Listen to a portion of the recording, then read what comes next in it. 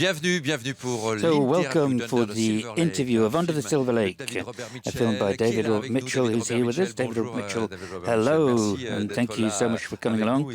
And because as well you've brought your technical crew. It's quite rare to have the technicians coming in, who are artists as well, of course, in the film. And so it's great to have them in the interview. I'll introduce you. So for the images, we've got Michael Djoulakis. Hello, Michael. Thank you so much for coming. For the editing, Julio Perez. Hello, Julio. Thank you. And for the music, Rich Freeland. So thank you, all four of you, for coming along. David Mitchell, it's the first time you're in the official competition. You've already been in Cannes, but in a different selection. What sort of feeling do you get, the fact of coming back in the competition? Was it important for you? Yes, of course. My previous two films had both played here in Critics Week, which was a fantastic experience, and I had always wanted to have a film play in the official selection in the main competition. And so bringing this movie here, my third film, it was incredibly exciting and something that I'd wanted for a long time. Alors on va regarder, regardez quelques images. So just a few pictures from the projection last night, the screening last night. The screening at around about 10:30. The end of the screening. What do you feel when your film is screened in this big theatre, the Lumière Theatre? What effect do you feel with this big screen? Well, it's exciting and frightening. Oui, pourquoi ça fait peur? Why is it frightening? Well, official selection competition. In that theater, the history in that theater, the great filmmakers that have played films there. I think it's the idea of it being frightening. I think you can understand. Oui, je comprends tout à fait. Yeah, absolutely. Yeah, it must be quite stressful. I'd like to know as well, for somebody who filmed the film, who did the camera work, do you see the film a different way when it's screened here? Does it correspond to your expectations in terms of the color, in terms of the, because here they've got the best projectionists in the world in Cannes as well to screen these films. So I think we've got to pay tribute to them. They work day and night as well, the projectionists here in Cannes. What sort of impression did it give you, Michael Djoulakis? Well, I felt the projection was pretty fantastic, and it was amazing to see it with an audience for the first time, and again being in the theater and the history of the theater and all it was an amazing experience all around. So, yeah. Oui, parce que l'image. Yes, because the image is beautiful, the pictures are beautiful that you've given. The photography is fantastic. Mike did a great job. Ouais, Mike, il a fait un bon travail. It's great for him to be here. So the start-out idea is Los Angeles. Los Angeles inspired you because you weren't born in Los Angeles, but the city, its mysteries, its fantasies, its ghosts. Is that what inspired you, David Robert Mitchell? Where did the inspiration come from? It's the city. It's the locations of the city. It's also the mystery and the fantasy of Los Angeles, and some of which is only created through the sort of history of cinema. Right. So it's very much a sort of strange reflection of those sort of memories of movies of Los Angeles. Et alors, au milieu de Los Angeles, and in Los Angeles, you've got this kid. Okay, he's a bit lost. Where did the idea come from of this character played by Andrew Garfield, who is he hasn't got a job, he's kicked out of his apartment, he loses his car. Where did the idea for the character come from? Oh boy, I don't know that I have an answer for you in terms of where it all comes from. The whole story itself was very much a sort of emerged as a bit of a fever dream. It started with a few feelings, a few moments within the film, and it all just kind of came forth very quickly. I wrote the script within probably a month of just a very manic, sort of caffeine-induced, fever dream sort of state. So I couldn't tell you exactly. Mais c'est pas une sensation que l'on But peut a avoir sort of feeling you can have isn't it a feeling you can have in Los Angeles that you can, if you if you lose out on your life in a way, you miss your life, you can sort of imagine it in this very particular town. You can imagine your own life and recreate it, sort of recreate your own life in a different way. I'm not sure I understand. Je vous demandais, si on passe So à côté de sa vie... if you miss out on things in your life, isn't it the perfect place to dream, to fantasize a new life, rather than living it directly?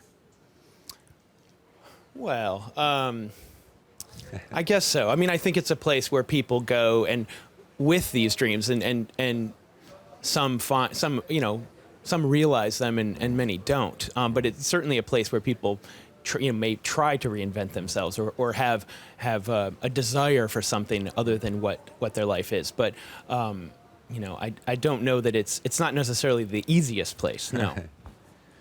Ça aurait pu vous arriver à vous? Could you have done that? Could that have happened to you, David Mitchell? Could happen to anybody there. Ah oui, c'est ça. Ouais. Ça pourrait arriver à tout le monde. It could happen to anybody here on the set, Comment vous avez in the studio. So how did you work, Michael Juliakis? What indications were you given by David Mitchell for the photography? Very contrasted with these beautiful colors. Can you tell us a bit the way, what the challenges were of the film? Because it is between dream and reality. Yeah, there were obviously, many challenges. It's a large film. It's a long film with lots of locations and such. I think, but we, David and I, came to the start of prep with with the whole film storyboarded out, and images and such. Oui. Yeah, and so we, we were able to talk over those images, and it was very specific, and so it was a really good starting point from which we could kind of build and talk about the world more, and so we had a long prep, thankfully, and that really helped in that respect, Mais justement, il vient avec un storyboard. And so it came with a storyboard, so you would draw it out, because we see an illustrator working. Is it you drawing there? No, that's not. No. My storyboards are very intricate stick figure drawings. They're really pretty amazing. I can't share them. Comment ça se passe pour vous? So what's it like for you, Julio's Perez? I mean, do you intervene before the film, or do you intervene as well during the film? Because some filmmakers have their film edited at the same time in parallel, or was it when you discovered everything at the end? How did you work with David Mitchell? Yes, we were editing during production, day one. And I guess with David, I've worked. This is the third film we've worked on together, so it's always felt like very personal. His work is very personal, and my attachment to it becomes personal as well. So I usually read the script and talk about it with David, and then when we get in the editing room, this is the first time we've been able to do it during production. It was a fantastic experience and process. Basically, I get a cut ready for David. He comes in about a week after production, and then we do our job for the rest of editorial. We edit. Vous faites le vrai montage. Comment s'est passé le travail sur la musique? What about working on the music, Rich Frieden? Was it before, when you read the script, or afterwards, once the film had been finished? And it was then that you actually sort of intervened and started composing. How did you work together with David Mitchell? It was a very interesting project for me, because this was my first opportunity to work on a film that required an orchestral score. And there was also a lot of music that was needed for pre-production, because there were dance sequences, there were bands on stage, there was a quintet. So I had to write a lot of music up front. We worked with a rock band to create a pop song. So I was involved for over a year, and writing music through the whole process, from being on set, working with some of the actors to do hand choreography in one particular scene, to just writing music through the whole editing process, all the way down to the wire post-production. Comment se passent vos échanges avec? What about your exchanges, for instance, with Rich Freeland? He sends you in bits of music, or how do you work together? How do you collaborate? Or you just trust him and blind trust? What's it like? Well, I mean, it's a complicated process in the sense that it's between at that point it's usually between Rich, Julio, and I. The three of us are talking. Rich is sharing music. We're putting music over sequences. All having conversations about what sections are working, and what direction we'd like to continue to push in. It's a complicated process. Yes. Est-ce que vous recomprenez différemment votre film? Do you understand your film differently? Can your film change? I mean, even if you've done a specific storyboard for Michael Giuliakis, but during the editing and the music, do you have a new vision of your film that might come out that wasn't the one at the beginning? Yeah, I mean, ultimately, I think the main course of it is what we always imagined it to be, but there are always small movements in different directions that change things. In terms of Mike and I, just because we storyboard things, there's a sequence, there's a fairly long scene that we ended up on the day just deciding to do in a single shot, and we just thought it would be fun. And it was sort of in that moment we're like, okay, let's do this, and let's scare ourselves a little bit and make it hard.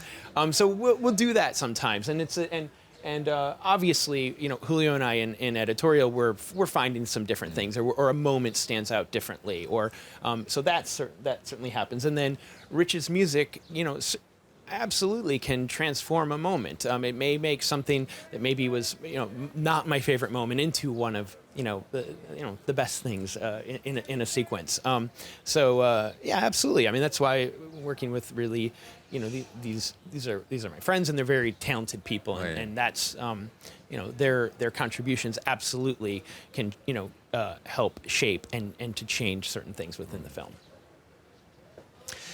Michael, est-ce qu'il vous montre Michael, did he show you the Playboy before, so you can be inspired to recreate an image by the lake? I mean, how did you work on that, for instance? And did he give you a mood board? Yeah, there were several films that we, David and I, discussed and looked at, and yes, the Playboy image was one that David came to me early on and said, this is what we want. We want to recreate this, so in the water. And so we did, and it wasn't quite as easy as you might think. That was incredibly difficult. Yes. Il y a beaucoup d'extraits de films. There's lots of film extracts, references to the cinema at various periods of cinema history.